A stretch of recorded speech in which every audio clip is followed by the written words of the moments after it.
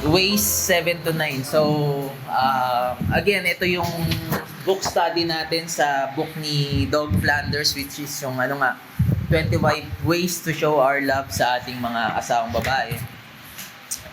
At yun nga, ang pag-usapan natin is 7 to 9. So, i-rundown ko lang kung ano yung mga yon. So, yung 7 is yung throw dirty clothes in the hamper.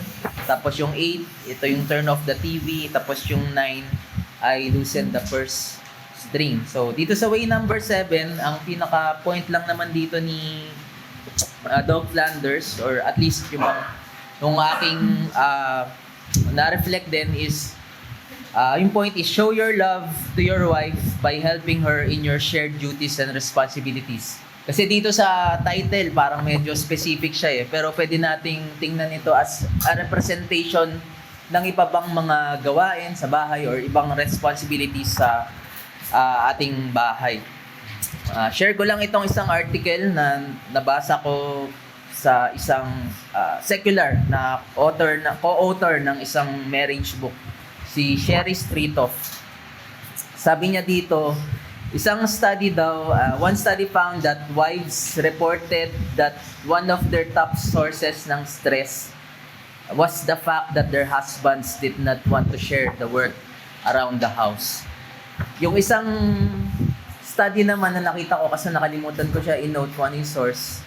Ang isang study naman daw na yon, ang top stress reliever naman daw ng mga husbands ay kapag di sila nagpa-participate sa gawain bahay. So, di ko alam kung gaano katotoo yung study na yon, pero di ko alam kung kalokohan lang yon or kalokohan lang natin bilang mga kalalakihan. Pero sa mga study na to, lumalabas na mostly na gumagawa sa ating bahay or sa household chores ay yung mga asawang babae. Pero sa marriage, dapat hindi ganito yung nangyari. So, let me read yung ating unang point, which is sa marriage, it is a relationship of interdependence. May mutual reliance and shared responsibility. Hindi yung turing natin sa ating asawa or hindi yung relationship natin ay yung dynamic nun is not a master and servant. So, some may argue na, di ba sila yung mga wives natin, yung homemaker?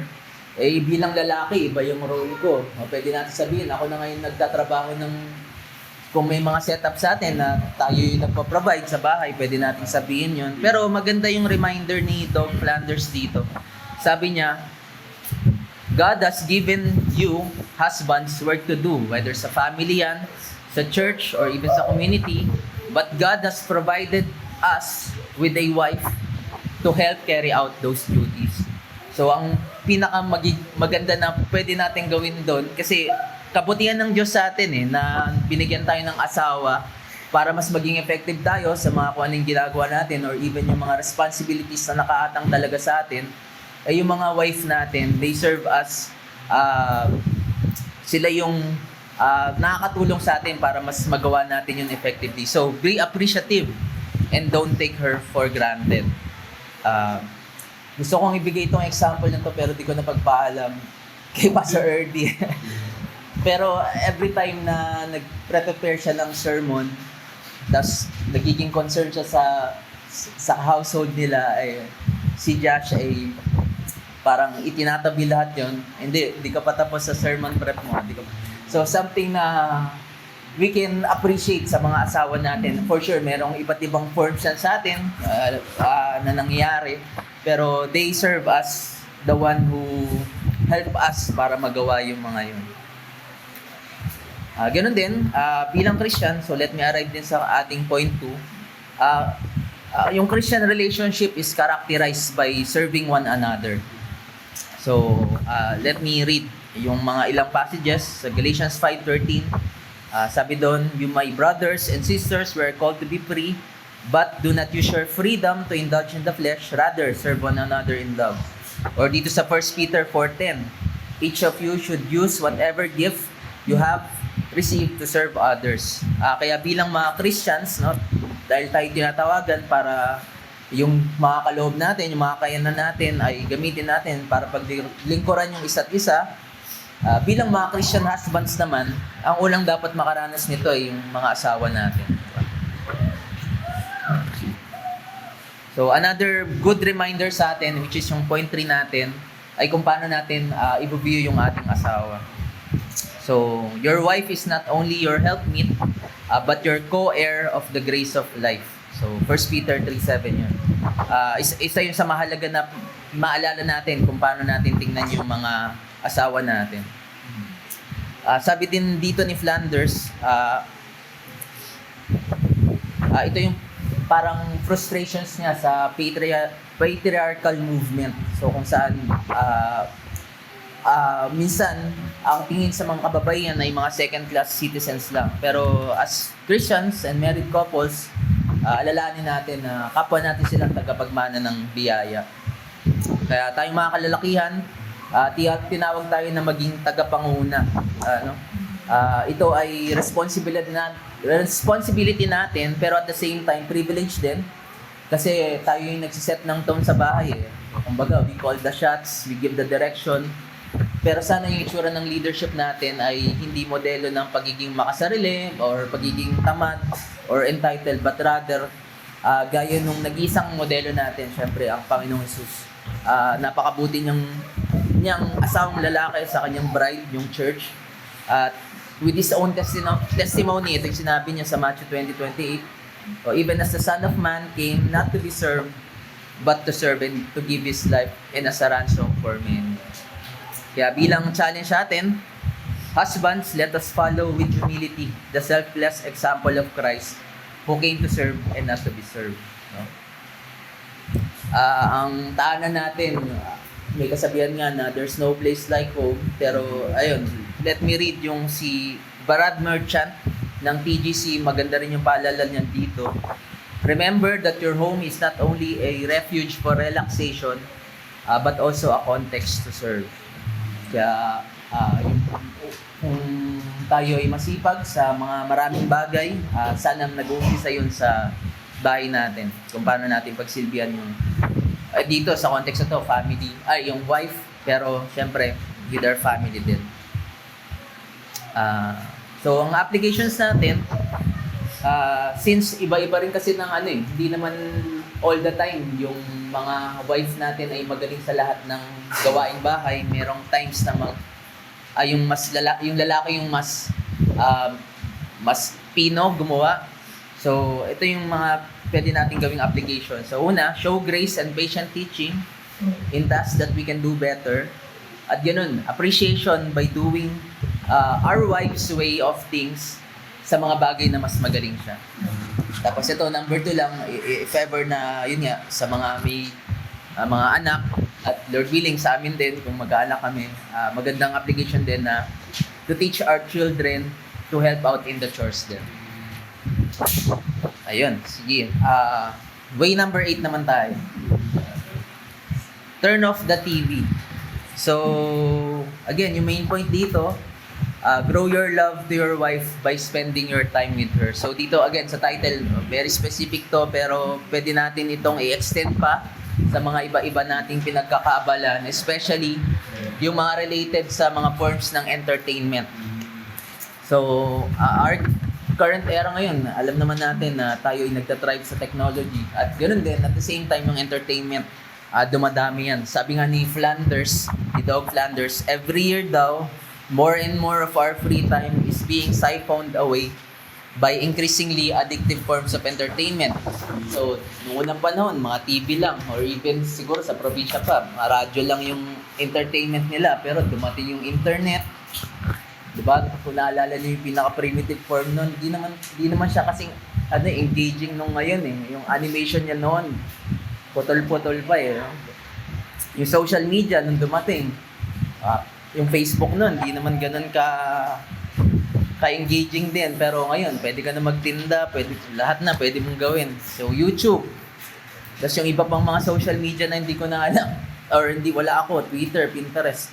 So, yung point nito, sobrang dami na niya na hindi na tayo makakapag-keep track sa mga ito. At ang effect nga nun, hindi lang sa younger generation sinabi ni Flanders sa younger generation, pero even sa atin mga adults, ang effect na we spend so much on our gadgets and we become unaware of the people around us. Si David Schramm, Isa siyang assistant professor sa Utah State University. Nag-coin siya ng word, sabi niya technoference, or the frequent interruption of conversations or shared activities by phones, or in extension by our gadgets, which leads to lower relationship satisfaction, increased conflict, and decreased emotional well-being. So imagine, no?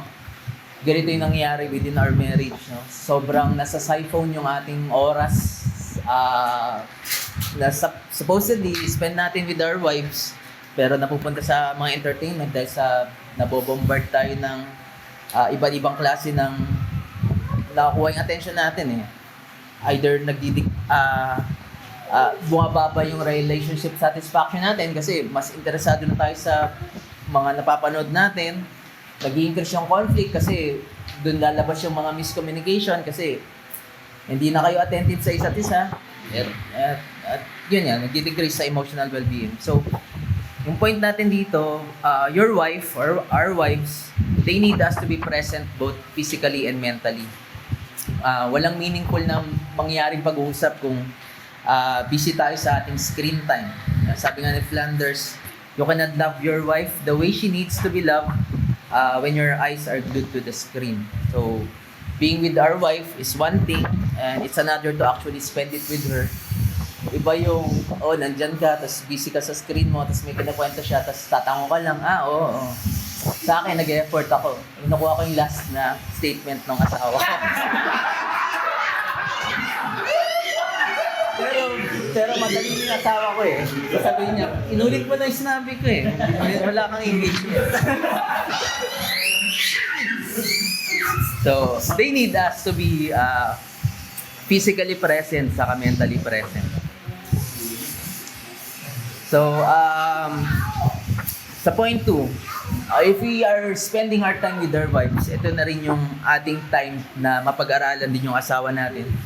Not to study na parang scholarly, pero something na we grow to know more our wives. Quote ko ulit yung 1 Peter 3:7, medyo gamit na gamit, pero ito yung i-highlight ko dito. Sabi dito, husbands, live with your wives in an understanding way. So we can admit na there are times na mahirap intindihin yung mga asawa natin, pero all the more na magiging mahirap ito if we do not have these intentional moments na nag-spend tayo ng oras sa ating mga asawa para mas makilala sila. Again, si Brad Merchant ng The Gospel Coalition, sinabi niya to, if you do not make time for your marriage, you will not have time for your marriage. Kasi ang daming kabisihan sa buhay eh. Nandiyan trabaho. Sa atin dito na parents, di ba? Hindi natin maisip paano nila dinidivide yung oras nila para sa mga anak din nila. So, if we do not really make time for our marriage, wala talaga tayong, walang free time, kumbaga. Ilan sa mga practical ways na nirecommend ni Brad is, yun nga, una, be intentional in conversation with her. Tapos, kapag meron na kayong time na mag-usap, pwede nating i-model yung kanina, kinote natin yung James 1:19, di ba? Yung slow to speak, slow to anger. Pero dito, kahit sa conversation level lang, na listen more than you talk. Kaya challenge natin na mga kalalakihan, unplug, sign out, know your wives more than the latest social trend today. So, we can be updated of a lot of things. Okay lang na hindi tayo updated, di ba? Kaysa naman di tayo updated sa kung ano yung nangyayari sa asawa natin.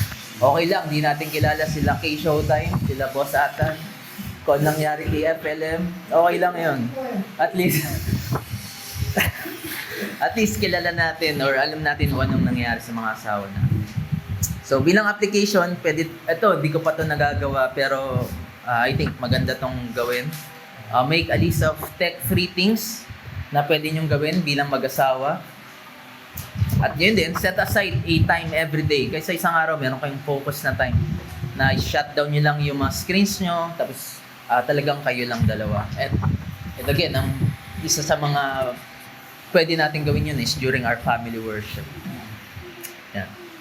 So, yan. Way number 9 na tayo. So, loosen the purse strings. Ang pinaka-point dito ni Flanders, grow your love for your wife by spending something on her. So, dito sa last chapter natin, pwede tayong mag-reflect on how we value our wives. No? Ang ganda dito sa 3 chapter na to, para may ma-observe tayo na progression eh. Kasi una, usapin ng duties lang. Tapos, usapin ng kung paano tayo nag-spend ng time sa kanila.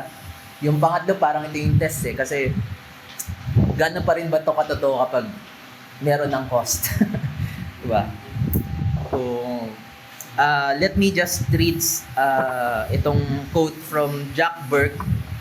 So, isa siyang licensed marriage and family therapist. So, interview niya to sa isang news organization. Sabi niya doon, ito isa usapin ng pagiging cheap or stingy. Sabi niya, being cheap and stingy, if it's one of those things that gets worse over the years. It may begin simply with money issues, but eventually includes stinginess around touching, words, kindness, and even smiles. So, nakakalungkot ito. Ako, personally, nakita ko to. Hindi ko na-specify kung saan. Pero nakita ko na tong gaytong klase ng na ultimong, touch. Ultimong mga kind words lang na ipagdadamot na. Para pala tong para siyang sakit na kumakalat sa iba't ibang parte ng relationship ng mag-asawa na una, usapin na ng pera, pero yun nga, eventually, even the gestures and acts na supposedly nagpapalalim ng relationship natin sa isa-isa, sa isa't isa, sa asawa natin ay nadadamay. So, let me go to our point na let our wives know that they're more valuable than our bank account. So, let me just read this passage. Sabi dito sa Matthew 6:21, For where your treasure is, there your heart will be also. So alam ko na yung context nito is about laying our treasures in heaven. Pero pwede natin gamitin yung principle na yun to measure naman gaano ba natin kamahal yung asawa natin sa usapin ng bank account o asawa natin, ano yung mas mahalaga. So additional verses then about stinginess. Sa Proverbs 11:24-25, sabi din, one gives freely yet grows all the riches, another withholds what he should give and only suffer once. Whoever brings blessing will be enriched, and one who waters will himself be watered. Or sa Proverbs 28, sabi doon, a stingy man hastens after wealth and does not know that poverty will come upon him. So, importante na we keep eye on our budget. We even know at sabi natin na tayo yung mga stewards ng kung ano meron tayo. So, dapat i-manage natin to ng maayos. Pero meron ding balance between money-wise and being miserly. No? Na yung pagiging kuripot masyado. Yung sabi ni Flanders dito, an occasional splurge can be well worth it. So, meron tayong kasabihan dito na hindi natin to madadala sa hukay, diba? Tapos, yun nga, sabi din ni Flanders, sa mga kalalakihan daw, we are often tempted to be practical about everything. But sometimes, the most practical thing is to be a little impractical. Diba? May mga times na yung mga bagay na tingin natin, wala namang value to, sayang pera dito. Pero sa mga asawa natin, it might be the most important thing para sa kanila. Ngayon, sa point 2, alam naman natin na, of course, hindi naman iba-iba yung estado sa buhay. Ito yung parang budgetarian side. So, making your wife feel special doesn't really require spending much. Just time, thought, effort, and intentionality. Yun nga, may mga pagkakataon na hindi naman yung actual cost yung nagmamatter. Sabi nga ni Flanders, you can reap the same benefits without breaking the bank. Since wildflowers you gather for free in abundant field will work just as well as the store-bought bouquet. Ako, ito isa sa mga pwede niyong ipula sa akin. Hindi ako mabili ng bulaklak sa asawa ko eh. Pero one time, umuulan, pumulot lang ako ng bulaklak sa daan. Inuwi ko sa kanya. Yan, tinabi niya. So, it doesn't cost me, pero merong something sa kanila na natutuwa sila na dinadalan mo sila ng mga ganito eh. Pero syempre, huwag yung tularan yun. sa akin na pupulot. Kung meron naman, pambili. Di ba? Dadala ka lang ng kalat sa bahay. Or a simple picnic, di ba? Fruit, sandwiches. So, dito sinabi ni Flanders, picnic eh. Pero either mapagluto mo lang yung asawa natin, ang paborito nilang pagkain. Pwede na silang matuwa nun. Hindi nito mapantayan yung even yung mga mamahaling restaurant, di ba? Nagbigay tayo ng effort doon. Sabi ni Erin Lauder, kinote ni Flanders sa book niya, luxury is anything that feels special. It can be a moment, it can be a walk on the beach, it could be a kiss from your child. So, anything na magpapaspecial sa ating asawa. Kaya yung application natin dito, actually sa number 2 yun. Pero yun, talk about the things that make your wife feel special. So, para malaman natin kung ano yung parang nagpapaano sa nila, nagpapa-excite sa kanila. So, ayun, pwede natin incorporate yun sa day-to-day. Tapos yung isa is, let's plan a regular schedule na date sa ating wife. Si Brad's, yung sa taga-TGC, si Brad's Merchant, nagbigay siya ng mga, parang application or parang example din.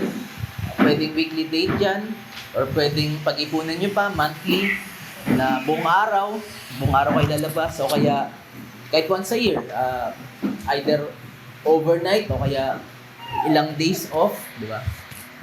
Mabigyan lang natin ng time at we can spend something sa ating asawa. Ayun, so yun na yung ating ways, 7 to 9. So let me just read yung ating magiging discussion, question. Sige. Ayun.